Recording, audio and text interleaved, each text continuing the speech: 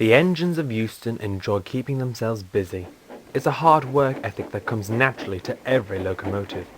They all love their work, from express trains to freight trains.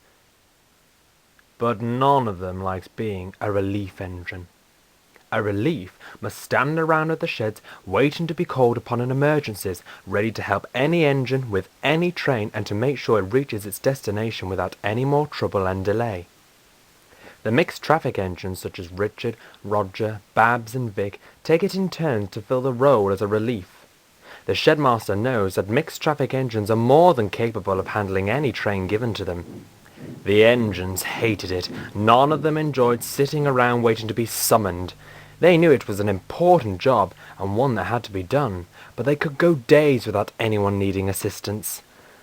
"I feel really useless at times," complained Richard. "I can't see how any engine would enjoy this," groaned Roger. But there was one engine who did, and that was Terry. Terry often volunteered to become the relief, to the delight of many of the engines. "I just get a big kick out of helping others," he would say. But some of the engines didn't see this as a kind gesture, and just an excuse for laziness. William always had his suspicions, and one day he voiced his opinion. "You're just lazy," accused William. "You what?" huffed Terry. "Lazy. You do no work. You sit there watching the grass grow until eventually someone prizes you out of your siding and you finally turn a wheel. We don't approve of your sort." "I do more work in one day than you've ever done in your life," remarked Terry. "If it wasn't for me helping others, trains would get held up and would be late." "So we all owe you a favour now. I never asked for anything in return," exclaimed Terry. "Doesn't sound it to me," sneered William. "What is your problem? I like helping others. Get over it. One act of kindness can go a long way." "Mind you, you're so tight-minded you probably don't even know what the word kindness means," retorted Terry. William snorted and steamed away to collect his coaches. Jimmy had seen everything. "Take no notice," he soothed. "He does have a kind heart. Somewhere in that boiler of his. He has no idea. If he was to be relieved, that would shut him up." Before Terry realized it, William's chance came sooner than expected. Roger was receiving attention in the sheds, and so Terry was assigned to do his work. "What about the relief?" Terry asked the shedmaster. "William shall become today's relief," he announced. "Me!" exclaimed William. He was startled. He hadn't seen that coming. "But what about my commuter trains?" he protested. "Ivett and Robin can handle the workload for the day," replied the shedmaster. But I'm not a mixed traffic engine," stuttered William, trying desperately to find an excuse. The shedmaster smiled. "Technically you are. You are classified under British Railways as a 4MT tank. I don't think I need to explain what the MT stands for. You're clever enough to work it out yourself." "But I'm classified 4, not 5. "Indeed you are a little underpowered," agreed the shedmaster. "But we'll just have to make do for the day." "Will!" exclaimed William. As the shedmaster left, the other engines thought it a great joke. Well, chuckled Terry. "Look who's a relief." "This isn't fair. I shouldn't have to be lowered to such duties as this. What about my passengers? They need me." "We'll take good care of them," replied Robin. "And anyway, we need you today. You're going to be helping us." "No, I won't. You can help your stupid selves," snapped William. "Oh, come on, William, don't be like that," said Ivett. "If you need help, that means you aren't working hard enough. Lazy and slack." "Well, that's rich coming from an engine who thinks he'll be doing nothing all day," Terry cut in. "You'll be eating those words sooner or later." William snorted. "Pah! If I'm to be a relief, I'll show you how to be a relief." The engines suddenly realised that having William as the relief wasn't as funny as they first thought.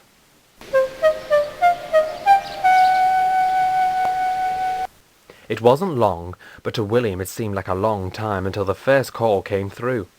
"Robin stuck on the gradient out of the station. Run along and give him a push," said the shedmaster. "I'm a relief, not a banker," grumbled William. "Just do it," came the sharp reply. So William did. He found Robin struggling with the heavy coaches. William just sneered at him disappointingly. "Call yourself an engine? You're a disgrace to the railway," exclaimed William rudely. Robin was upset. "It's not my fault. Anyway, these are your passengers. You don't want to delay them. I'm not. You are. Oh, please help me, William." "Come on, put your back into it," commanded William. One wheel after another. "I can't," cried Robin. Try as he might, Robin just couldn't get his train up the hill. Soon Jimmy arrived to see why the line hadn't been cleared. Eventually, it was down to Jimmy, who buffered up behind and finally got Robin and his train moving again. "Pathetic," muttered William, and he returned to the sheds.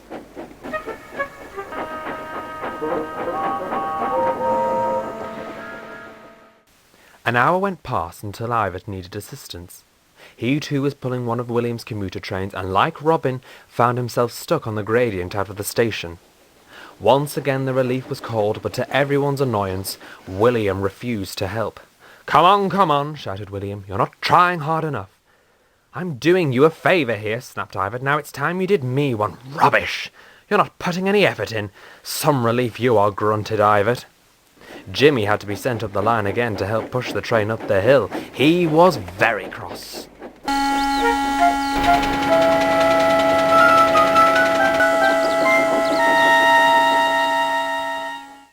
That afternoon, Jimmy found William at the sheds. "You're a real piece of work," huffed Jimmy. "Excuse me," gasped William. "You moan about reliefs not doing any work, but you've proven one thing today, William. It's not reliefs that don't do work, it's just you." "I beg your pardon?" "You've sat there and been cheeky enough to tell others how they should go about their work, that they aren't trying hard enough. It's never easy for any of us to admit we need help, but it takes a big engine to realize when he does." William fell silent.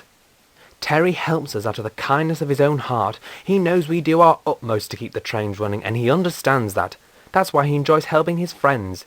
He's there for us when we need him most, as a friend should." Jimmy steamed away, leaving William with a lot to think about. Suddenly a call came through, and William puffed quickly away. He found a long, heavy goods train waiting for him. The guard explained the situation. "Richard was short of steam. We waited to build up more, but it took too long. He's been taken off so William can clear the line." William was still thinking about what Jimmy had said. "Come on, lad," said his driver. "You haven't any objections against this, have you?" "No, none at all," William said quietly. He was coupled up, and with a great effort, William pulled the wagons away. For the rest of the day, William acted as the relief to everyone. He pulled coaches and wagons with ease. He worked very hard and was kind and polite to all the engines he helped. Terry was very impressed. When at last the day ended, he returned tired and exhausted. "Well done, William," praised the shedmaster. "You've done a fine day's work today. The crew said you worked so hard that it seemed being a relief came naturally to you." "Oh, I don't think so, sir," replied William. "I'm exhausted." "So what did you think of doing something out of the kindness of your heart and helping others?" asked Jimmy. At that moment a call came through. "Vic has broken down with the Condor. Send the relief at once." The shedmaster turned to William and saw the sorry sight of a worn-out Stanier tank. "Don't worry, sir, I'll do it," chuckled Terry. "He looks shattered. Leave him to his rest. It must have been hard work for him trying to be nice and kind for a whole day." The shedmaster laughed, and Terry steamed happily away to the rescue. William never brings up the subject of the reliefs any more. He now knows from experience it's a lot more harder than it looks.